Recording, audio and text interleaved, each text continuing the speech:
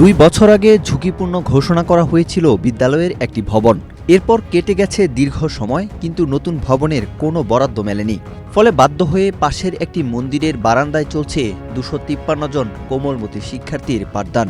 খোলা পরিবেশে ক্লাস হওয়ায় ব্যাহত হচ্ছে শিক্ষার স্বাভাবিক পরিবেশ, কমছে শিশুদের মনোযোগ। লালমনিরহাটের আদিতমারী উপজেলার প্রত্যন্ত গ্রাম তালুকদুলালী। 1978 সালে এই অঞ্চলে প্রতিষ্ঠিত হয় তালুকদুলালী রাজকাছারি সরকারি প্রাথমিক বিদ্যালয়। বর্তমানে বিদ্যালয়টিতে শিক্ষার্থীর সংখ্যা 253 জন, যা উপজেলায় তৃতীয় সর্বোচ্চ। করোনা বা যে কোনো ভাইরাসের এগেইনস্টে ফাইট মানি ব্যাকট্রলের লেফট রাইট। কিন্তু শিক্ষার আলো ছড়ানো এই প্রতিষ্ঠানটি আজ অবকাঠামোগত সংকটে জর্জরিত। 2013 সালে জাতীয়করণ হওয়া বিদ্যালয়টিতে ছিল 2টি ভবন। এর মধ্যে প্রায় 2 বছর আগে উপজেলা প্রকৌশল অধিদপ্তর একটি ভবনকে ঝুঁকিপূর্ণ ঘোষণা করে। এরপর থেকেই সেটি পরিত্যক্ত অবস্থায় পড়ে আছে। অন্য ভবনের মাত্র 2টি কক্ষে চলছে অফিস ও 2টি শ্রেণীর কার্যক্রম। ফলে জায়গার সংকটে প্রাক প্রাথমিক ও তৃতীয় শ্রেণীর শিক্ষার্থীদের ক্লাস নিতে হচ্ছে পাশের মন্দিরের বারান্দায়। খোলা পরিবেশে মেঝেতে বসেই চলছে শিশুদের পাঠদান। আমাদের স্কুলে ভবন নাই, আমাদের মন্দিরে ক্লাস করতে হয়। আমরা ভবন চাই। আমাদের স্কুলে ভবন নাই, আমাদের রোদের জন্য দাঁড়ায় থাকতে হয়। আমাদের ক্লাসে পানি পড়ে, মাঝে মধ্যে মন্দিরে ক্লাস করতে হয়। খোলা পরিবেশে পাঠদান করায় শিক্ষার্থীদের মনোযোগ ধরে রাখা কঠিন হয়ে পড়েছে শিক্ষকদের জন্য। সন্তানদের নিরাপত্তা ও লেখাপড়ার মান নিয়ে উদ্বিগ্ন অভিভাবকরাও। মাঝে মাঝে মন্দিরে ক্লাস নিতে হয়, কখনো ওদেরকে খোলা মাঠে, আবার কখনো বাইরে দাঁড়ায় থাকতে হয়। অন্য পাঠদান শেষ না হওয়া পর্যন্ত অন্য স্টুডেন্টদেরকে বাইরে দাঁড়ায় থাকতে হয়। আমাদের বাচ্চাদের খুব কষ্ট হয়ে গেছে ক্লাস নেওয়া। এখন আমাদের এই ক্লাসের একটা ব্যবস্থা করলে, বিল্ডিংয়ের ব্যবস্থা করলে আমাদের জন্য খুব সুবিধা হবে।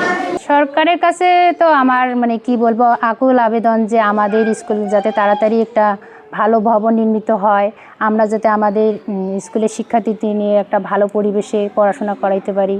অন্যদিকে মানবিক কারণে জায়গা দিলেও মন্দিরের নিয়মিত কার্যক্রম ও পবিত্রতা রক্ষা নিয়েও কিছুটা সংকটে পড়েছে মন্দির কর্তৃপক্ষ। আসলে যদিও ক্লাস নেওয়ার ব্যবস্থা করা গেছে এবং ক্লাস নিচ্ছে, কিন্তু এটা আমাদের মন্দির ইয়ার জন্য সমস্যা। কারণ বাচ্চারা আসতেছে, এরা দেখাচ্ছে একটা রোড ক্রস করে আসতে হচ্ছে, সেখানেও একটা অ্যাক্সিডেন্টের সম্ভাবনা থাকে। প্রাক প্রাথমিকের শিশুদের দীর্ঘ সময় খোলা জায়গায় ধরে রাখা প্রায় অসম্ভব। চারপাশের পরিবেশে সহজেই তাদের মনোযোগ সরে যায়। 2 বছর ধরে এমন পরিস্থিতিতে পাঠদান চলায় শিক্ষার মানও ক্ষতিগ্রস্ত হচ্ছে বলে জানিয়েছে শিক্ষকরা। আমি আমার ঊর্ধ্বতন কর্তৃপক্ষকে বারবার অবগত করেছি, লিখিতভাবে, মৌখিকভাবে, এবং ওনারাও সরজমিনে পরিদর্শন করে গেছেন।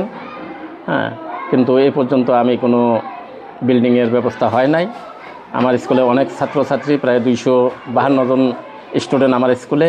সম্প্রতি বিদ্যালয়টি পরিদর্শন করেছেন আদিতমারী উপজেলা নির্বাহী কর্মকর্তা। শিশুদের এভাবে মন্দিরের বারান্দায় পাঠদান অত্যন্ত দুঃখজনক বলে জানিয়েছেন তিনি। স্কুলটি আমি সম্প্রতি পরিদর্শন করেছি এবং পরিদর্শন করে সিদ্ধান্ত নিয়েছি যে আমরা খুব দ্রুত 2টি অস্থায়ী রুম তৈরি করব এবং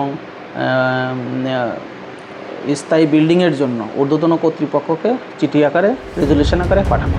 শিক্ষার্থীদের এমন ভোগান্তি কমাতে দ্রুত পদক্ষেপ নেবে সরকার, এমনটাই প্রত্যাশা শিক্ষক, শিক্ষার্থী এবং স্থানীয়দের। ওয়াহিদ হুসাইন জিহাদ, বাংলাদেশ প্রতিদিন।